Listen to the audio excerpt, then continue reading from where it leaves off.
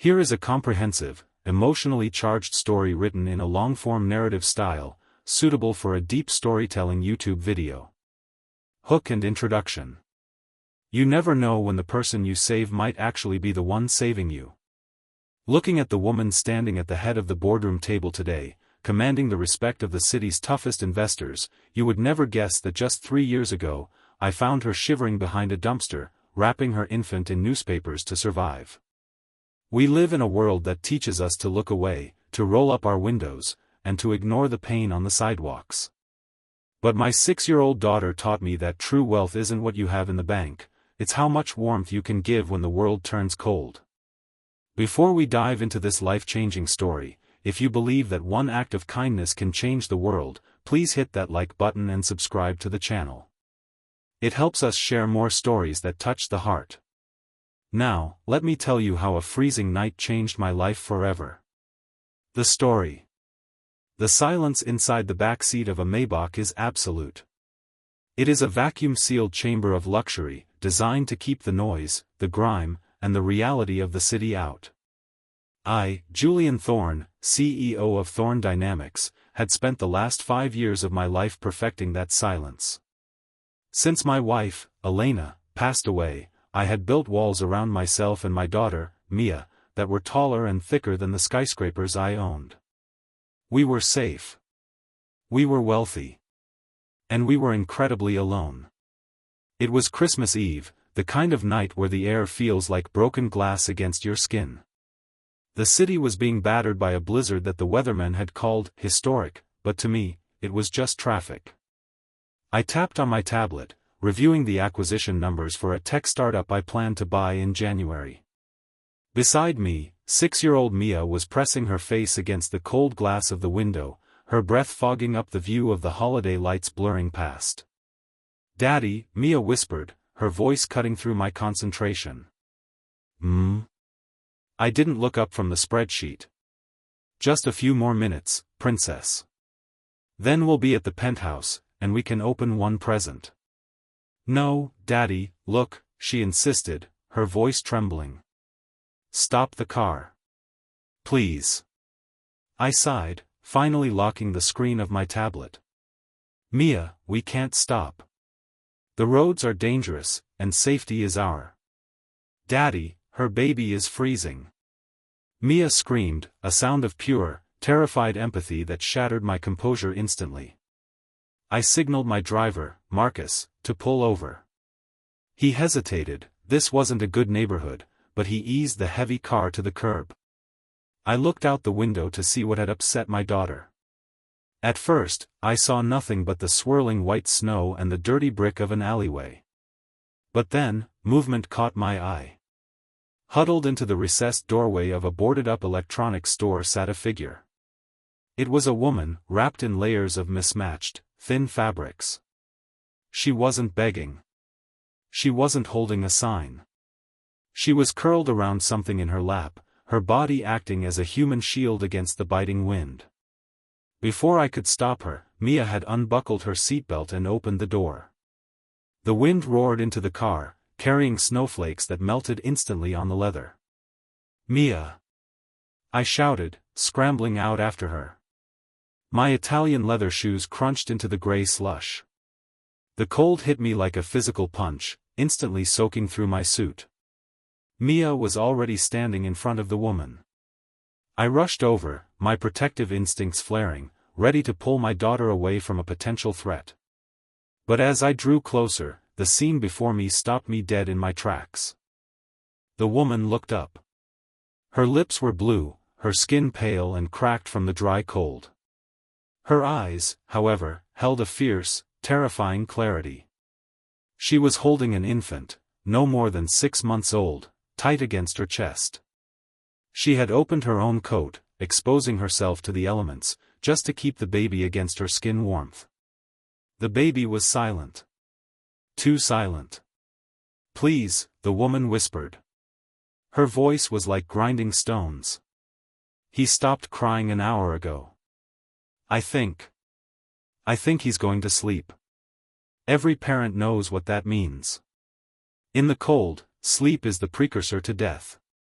Mia took off her own pink puffy coat and tried to drape it over the baby. "Daddy, do something," she cried, tears freezing on her cheeks. "Fix it. You fix everything." I looked at the woman, let's call her Sarah, and saw the total resignation in her face. She wasn't asking for money. She was waiting for the end. I looked at the baby, a tiny bundle of blue wool, and I saw my own daughter in him. I remembered the helplessness I felt watching my wife die in a hospital bed, despite all my billions. I couldn't save my wife. But I could save them. "Get in the car," I ordered, my voice gruff to hide the tremor in it. Sarah shook her head weakly. "I can't. I'm dirty. I can't pay you." "I didn't ask for payment," I snapped, reaching down and scooping her up. She was frighteningly light, nothing but bone and exhausted spirit. I carried her and the baby to the car, Marcus rushing to open the door. We didn't go to a hospital, the wait times on Christmas Eve would be lethal. I commanded Marcus to drive to my estate. The heater was blasted to the max. Mia sat on the other side of the car, holding Sarah's hand, rubbing it to generate heat. I watched as Sarah frantically checked the baby's breathing, her tears falling silently onto the infant's face. "What is his name?" I asked softly. "Leo," she rasped. "His name is Leo." When we arrived at the penthouse, the staff was shocked. I was known as the Ice King of the business world, a man who fired people for being 3 minutes late. And here I was, carrying a homeless woman into a foyer that cost more than most people earned in a lifetime. "Prepare the guest suite," I barked at my housekeeper, Mrs. Higgins. "Draw a warm bath, not hot, warm. Get soup. And call Dr. Eris. Tell him if he's not here in 20 minutes, I'm pulling my funding from his hospital wing." The next few hours were a blur of activity. Dr. Eris arrived and treated both Sarah and Leo for hypothermia. He told me that if we had been 10 minutes later, Leo wouldn't have made it. That reality hung heavy in the air of my study as I poured myself a drink I didn't drink. Later that night, after Mia had finally fallen asleep, I went to the kitchen. Sarah was there, wearing one of my late wife's old robes that Mrs. Higgins had found. She was staring into a mug of tea, looking out at the city skyline. Cleaned up, she was striking, not just beautiful, but possessed of a quiet dignity that poverty hadn't stripped away. "Why?" she asked without turning around. "Why what? Why did you stop? People don't stop. Especially not people in cars like yours." "My daughter saw you," I said honestly. "And I know what it's like to lose family. I couldn't watch you lose yours." We talked until the sun came up. I learned that Sarah wasn't an addict or a criminal. She was a victim of circumstance. She had been a structural engineer, brilliant and driven.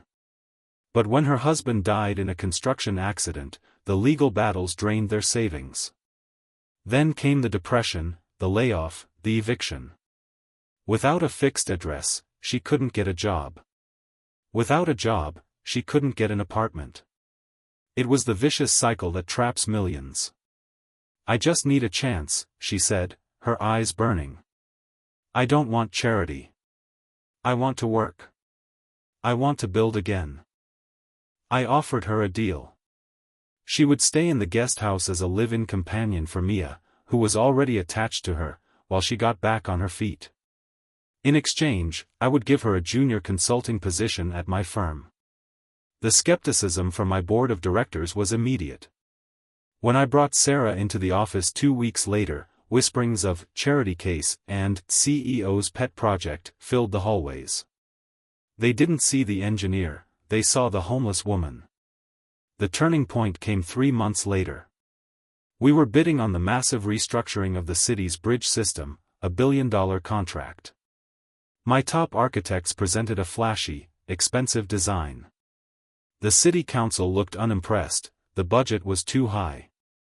Sarah, sitting in the back of the room taking notes, stood up. "Mr. Thorne," she said, her voice shaking slightly but gaining strength. May I? I nodded. The board members rolled their eyes. Sarah walked to the whiteboard. In 10 minutes, she dismantled my team's design. She pointed out structural inefficiencies they had missed. She sketched a modification using a different alloy composite that would cut costs by 15% and increase durability. She didn't just speak like an engineer, she spoke like someone who knew the city from the pavement up, who understood the vibration of the trucks and the bite of the winter wind. The room went silent. The city council representative leaned forward. Can you build that? I looked at Sarah. She looked at me, the fear gone, replaced by the brilliance I saw that first night in the kitchen. We can, I said. She can. We won the contract. But more importantly, over the next year, I won back my life. Sarah didn't just fix my bridges, she bridged the gap between me and my daughter. She filled the silence in the penthouse with laughter, with Leo's babbling, with the warmth of a home. One evening, a year after we found her, I came home to find Mia and Leo playing on the rug, and Sarah reading a book by the fire. The snow was falling outside, just like that night, but everything was different. I realized I hadn't been saving Sarah. I had been drowning in my own grief, freezing in my own isolation, and she and Leo were the ones who pulled me out. Daddy, look! Mia shouted, pointing at the window. It's snowing. I see it, sweetie, I said, sitting down next to Sarah. I took her hand. It was warm. Thank you, I whispered to her. She squeezed my hand back. For saving me? No, I smiled. For warming us up. Conclusion. Today, Sarah isn't just a partner in my firm, she is the partner in my life. We adopted Leo, and Mia finally has the little brother she always wanted. We started a foundation called the Warmth Initiative, dedicated to providing housing and job training for single parents facing homelessness, proving that sometimes, all a person needs is one stop, one open door, to change the world. So, the next time you see someone out in the cold, remember, you aren't just looking at a stranger. You might be looking at a future CEO, a brilliant mind, or a best friend waiting to be found. Don't let the world freeze your heart. Call to action. If this story melted your heart, please give this video a thumbs up, it really helps us spread this message of hope. And don't forget to subscribe and hit that notification bell so you never miss a story. Comment below, have you ever had a stranger change your life? I'd love to read your stories. Until next time, stay kind.